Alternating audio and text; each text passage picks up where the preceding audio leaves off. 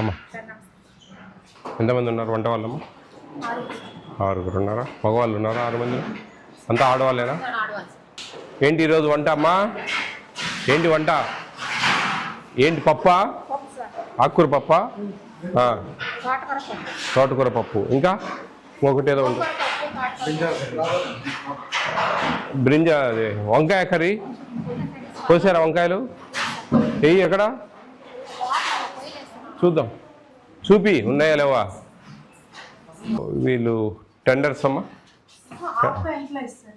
అది కాదు సరుకులు అన్నీ ఇస్తారా టయానికి?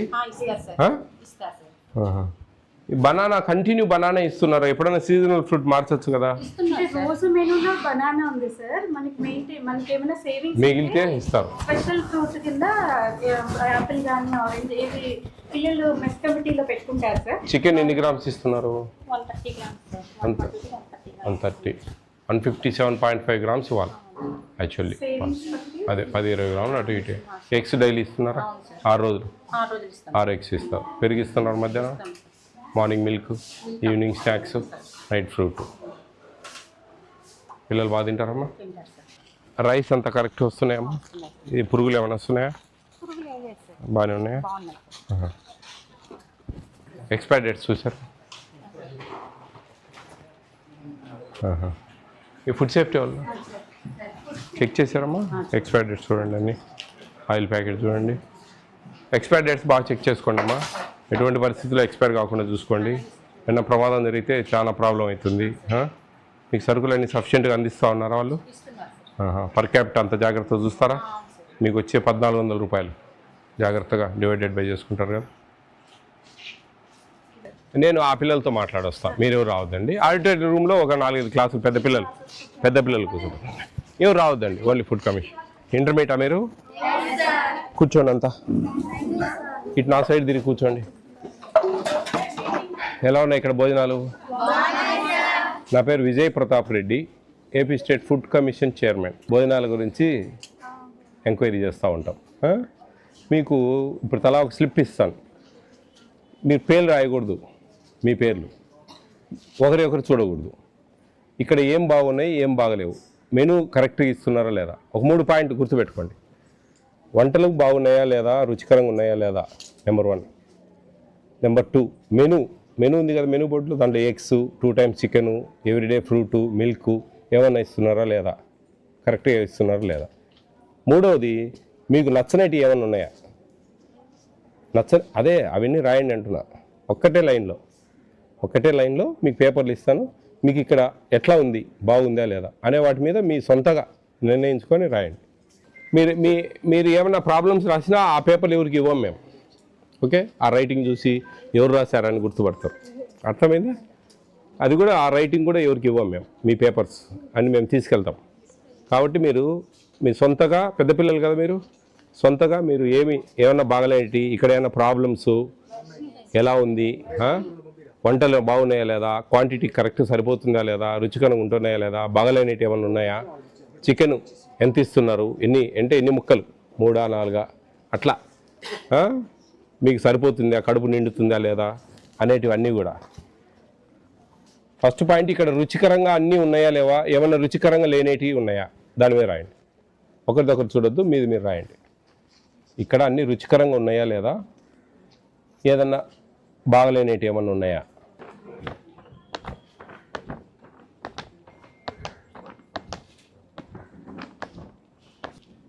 అన్నీ ఊహించుకొని రాయండి మీరు. మీకు ఏమేమి ఇబ్బందులు, ఫెసిలిటీస్, వాటర్ ఫెసిలిటీస్ ఏమైనా ఉన్నాయా లేవా, డ్రింకింగ్ వాటర్ మంచిగా ఉందా లేదా, స్నానాలకు అన్నీ కరెక్ట్గా సరిపోతున్నాయా లేదా, బాత్రూమ్స్ అన్నీ బాగున్నాయా లేదా, మీకు నచ్చనేటివి రాయండి. మీకు ఏమేమి నచ్చనేటి, మీకు ఇబ్బందులు కలిగేటి.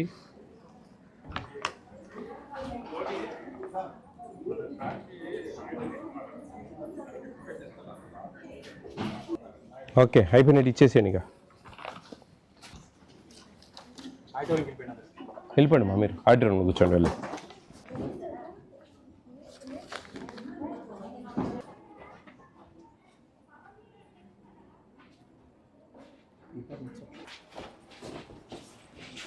Sit down, please.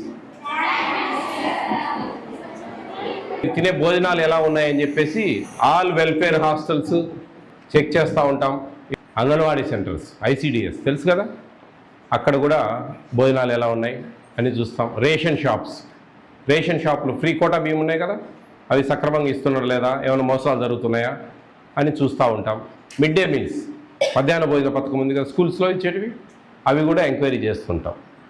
ఇవన్నీ చేసి వీటిలో ఎక్కడైనా లోపాలు, కేంద్ర రాష్ట్ర ప్రభుత్వాలు ఇస్తున్న ఉచిత ఆహారం ఇవన్నీ పార్టిషన్లో ఇస్తూ ఉంటారు. ఇవి ఎక్కడైనా ప్రాబ్లమ్స్ ఉంటే, పెద్ద ప్రాబ్లం మేజర్గా ఉండి ఎక్కువ మెనూ డివేషన్ అయ్యి చాలా ఫ్రాడ్ జరుగుతూ ఉంటే సుమోటోగా తీసుకొని కేసులు పెడతాం. కేసులు పెడితే అక్కడ విజయవాడకు మా కోర్టుకు తిరగాల్సి వస్తుంది అధికారులు. లేదంటే ఇబ్బందికరంగా అంటే జేసీ గారు జాయింట్ కలెక్టర్ మాకు DGRO district grievance redressal officer food commission ఆయనకు చెప్పి సస్పెన్షన్కు రికమెండ్ చేస్తాం. లేదు చిన్న చిన్న ఇబ్బందులు అంటే ఫైన్లు వేయచ్చు, ఆ అధికారులకు ఫైన్లు వేస్తాం. ఇలా ఫుడ్ కమిషన్ అనేది సాగుతుంది. ఏ తప్పులు జరిగినా పిల్లలకు న్యాయం జరగాలి, వాళ్ళ హక్కులు వాళ్ళకు ప్రభుత్వం వాళ్ళకు ఒక హక్కు కల్పించింది. ఒక మెనూ, ఒక క్వాంటిటీస్, ఇంత డబ్బు ఇవన్నీ కేటాయించింది అనమాట. మీకు రైస్ దాదాపు ఫ్రీ ఇస్తారు. మీకు 10th బిలో పిల్లలకు 1400 రూపాయలు ఇస్తుంది ప్రభుత్వం, 46 రూపాయల 67 పైసలు రోజుకు. పెద్ద పిల్లలు ఇంటర్మీడియట్ పిల్లలకు 1600 ఇస్తుంది, 53 రూపాయల 33 పైసలు రోజుకు. దీన్ని పర్ క్యాపిటల్ డివైడెడ్ బై చేసుకొని జాగ్రత్తగా మీ ప్రిన్సిపాల్ గారు, మీ కేర్ టేకర్, అలాగే మీ వెండర్స్ ద్వారా ఎంతెంత దేనికి ఎన్ని డబ్బులు అవుతాయని అన్నీ చెప్పి క్యాలిక్యులేట్ చేసుకొని మీ మెనూ ప్రకారం జాగ్రత్తగా మీకు భోజనాలు పెట్టాల్సిన పరిస్థితులు ఇవి. ఇది ఫుడ్ కమిషను మేము చేసే పనులు. ఇవన్నీ పక్కన పెడదాం.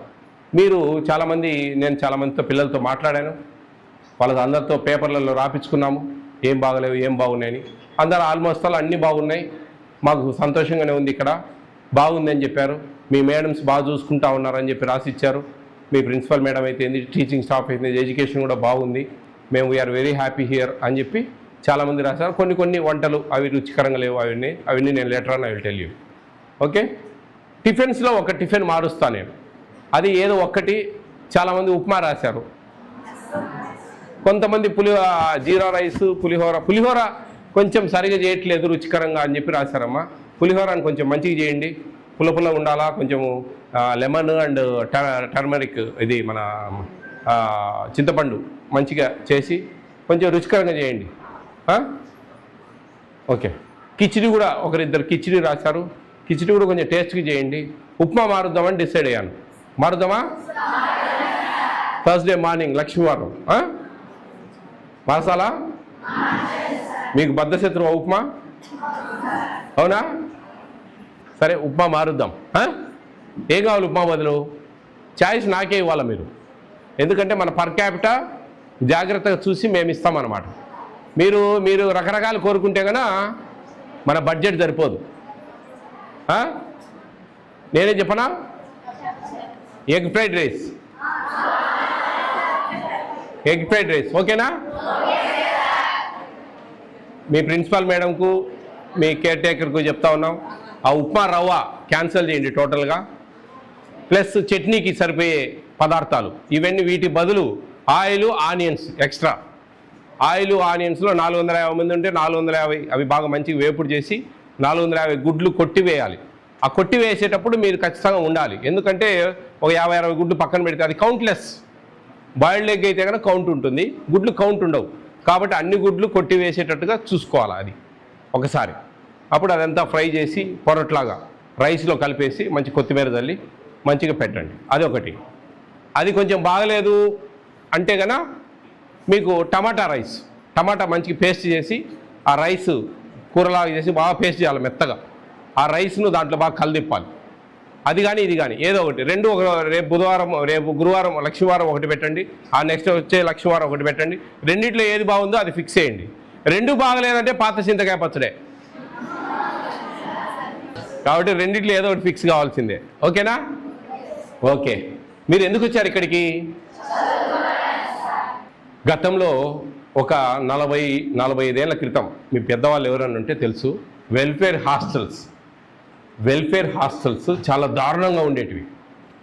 ఎందుకంటే మా ఇంట్లో, మా విలేజ్లో ఒక 2 SC/ST హాస్టల్స్కు మా ఇల్లు రెంట్కి ఇచ్చాం. అప్పుడు నేను 3rd 4th 5th 6th అట్లా చదివేవాడిని. అప్పుడు నేను బాగా గమనించాను, నాకు తెలుసు, నేను చదవలేదు కానీ హాస్టల్స్లో చూసా. పొద్దున్నే తెల్లటి అన్నము, ఎర్రటి కారం. కారం అంటే మీరేమైనా పచ్చడి అనుకున్నారు, కారపొడిలో నీళ్లు చల్లి ఇస్తారు, అది ఆ తెల్లన్నంలో తినాలి. అంతే అంతే, రోజు అన్నమే. మధ్యాహ్నము నీళ్ళ సాంబారు, కందిపప్పు ఎక్కడుందో కూడా కనపడదు, భూతద్దుని తీసుకొని ఎత్తుకోవాలి, అట్లుంటుంది అన్నము. అంతే. ఇంకా మీకు ఇట్లా బ్రింజాల్ కర్రీలు, క్యాబేజీ కర్రీలు, క్యారెట్ కర్రీలు అలాంటివి ఏం లేవు. ఓన్లీ సాంబారు, అన్నం.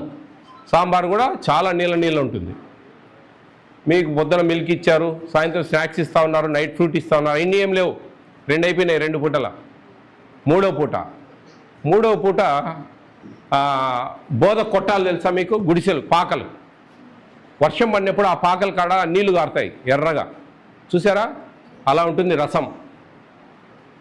ఆ రసం బ్రహ్మాండమైన మజ్జిగ, నీళ్ళు ఎక్కువ, పెరుగు తక్కువ, ఆ మజ్జిగ ఉంటాయి. ఆ మజ్జిగ ఇట్లా అన్నంలో వేసుకుంటే నల్ల పురుగులు, తెల్ల పురుగులు పైన తేలుతాయి.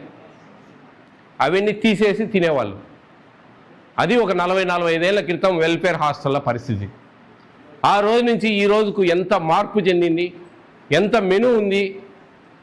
నేను ఈరోజు యాక్చువల్లీ బ్రింజాల్ కర్రీ ఎట్లా చేస్తారో ఇక్కడ నాకు తెలియదు, కానీ నేను ద్వారకా తిరుమలలో లాస్ట్ విజిట్లో బ్రింజాల్ కర్రీ నా లైఫ్లో తినలేను నేను. అంత టేస్ట్గా చేశారు అక్కడ, చాలా బాగుంది. చాలా నేను హ్యాపీగా ఫీల్ అయ్యాను. ఇంట్లో కూడా తినలేదు ఏ రోజు. వాళ్ళతో కూర్చొని, పిల్లలతో కూర్చొని భోజనం చేసా. ఆ రోజు ఫస్ట్ టేస్ట్ చేసా, బాగుంది అని చెప్పి పిల్లలతో కూర్చొని భోజనం చేశారు. అంత మంచిగా చేయొచ్చు బ్రింజాల్ కర్రీ చేస్తే. ఏదో పశువులు పెట్టినట్టు పెడతామంటే అంతే. ఇది బందీల దొడ్డి కాదు, మీరు పశువులు కాదు. మీకు ప్రభుత్వం ఒక రైట్ ఇచ్చింది, ఈ విధమైన మెనూ ఇచ్చింది. చాలా జాగ్రత్తగా ప్రతి ఒక్క పిల్లలు మా కూతుర్లు, మా చెల్లెళ్ళలాగా భావించి, మీ కేర్ టేకర్ అయితేనేంటి, వంట వాళ్ళు అయితేనేంటి, ముఖ్యంగా వంట వాళ్ళ గురించి చెప్పాలి మీకు. వాళ్ళ ఆరోగ్యం బాగుండాలా, వాళ్ళ ఇంట్లో ఏ సమస్యలు ఉండకూడదు అని మీ ప్రేయర్స్లో మీ దేవుని కోరుకోవాలి ముఖ్యంగా. ఎందుకంటే వాళ్ళ చేతుల్లోనే ఉంది మన జీవితం. కడుపు నిండితేనే నాలుక చాలా డేంజర్.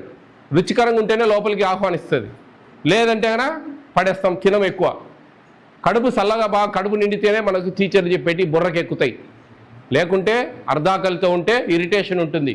ఎప్పుడైనా ఫాస్టింగ్ ఉంటారు ఇళ్ళల్లో, వాళ్ళకు కొంచెం హెడేక్ వస్తుంది, ఎట్లంటే అట్లా కసురుకుంటారు, తిడతారు. అలా అవుతుంది అనమాట మీకు కూడా. కాబట్టి వాళ్ళు సంతోషంగా ఉండాలి, ఇంట్లో ఎటువంటి గొడవలు ఉండకూడదు. ఆడ మా మొగుడు తాగి వచ్చి రాత్రి తిట్టాడని చెప్పి ఇంత కారం పడేస్తే మనకి ఇక్కడ కారం మంట నోరు. వాళ్ళ పిల్లోడు బాబు మాట వినడం లేదు, వాడు ఎదవా చెడు తిరుగులు తిరుగుతూ ఉన్నాడంటే ఇంత ఉప్పు పడేస్తారు ఎక్స్ట్రా ఆ కోపంతో. అక్కడ బాధపడేది ఎవరు? మీరు. కాబట్టి వాళ్ళు బాగుండాలా, వాళ్ళకి ఎటువంటి ఇబ్బందులు ఉండకూడదు. అందుకని మీరు వాళ్ళు బాగుండాలా, చల్లగా ఉండాలని కోరుకోవాలి. ఓకేనా? సరే, ఇంతమంది దాదాపు 500 చిల్లర మంది ఉన్నారు ఇక్కడ. చదువుకొని ఏం సాధిస్తారు? ఏం చేస్తారు మీరు చెప్పండి? చదువుకొని ఏం చేయాలని ఉన్నారు? జాబ్స్. అందరికి జాబ్స్ వస్తాయా? అందరికి జాబ్స్ 550 మంది దాకా ఉన్నారు, అందరికి జాబ్స్ వస్తాయా? రావు. రానప్పుడు నిర్లిప్తత, నిర్లక్ష్యము అనేది ఉండకూడదు. భయము. మీ ముందు మెయిన్ ఏంటంటే మీ చేతిలో మీకు చదువు అనే ఒక ఆయుధం, మంచి చదువులు, మీ దగ్గర టాలెంట్, స్కిల్స్ ఉన్నాయి, ఉంచుకోవాలి అనేది ముందు మైండ్లో పెంచుకోండి. జాబ్ రాలేదు అని చెప్పి డీలా పడిపోకుండా ప్రైవేట్ సెక్టార్ బ్రహ్మాండంగా, మీ దగ్గర స్కిల్స్ ఉంటే కనుక ప్రైవేట్ సెక్టార్ బ్రహ్మాండంగా ఉంటుంది. మంచి మంచి జాబ్స్ వస్తాయి, మంచి మంచి శాలరీస్, హైక్ ఉంటాయి శాలరీస్. అది రాదు. ఇంట్లో కూర్చొని మనము తెలివితేటలుంటే చిన్న చిన్న బిజినెస్లు చేయొచ్చు. ఒక బొటిక్ పెట్టచ్చు, ఒక టైలరింగ్ చేయొచ్చు, ఒక బ్యూటీ పార్లర్ పెట్టచ్చు, ఒక చిటిల్ బిజినెస్ చేయొచ్చు, ఒక ఎల్ఐసి ఏజెంట్గా ఉండొచ్చు, ఒక శారీస్ తెచ్చి కొంచెం మంచి వాళ్ళకి, మన వాళ్ళందరికీ అమ్మచ్చు ఇన్స్టాల్మెంట్లలో. ఇట్లా ఎన్నో ఉన్నాయి. మనసుంటే మార్గం ఉంటుంది. దాన్నిటికి మూలం చదువు, మంచి చదువు.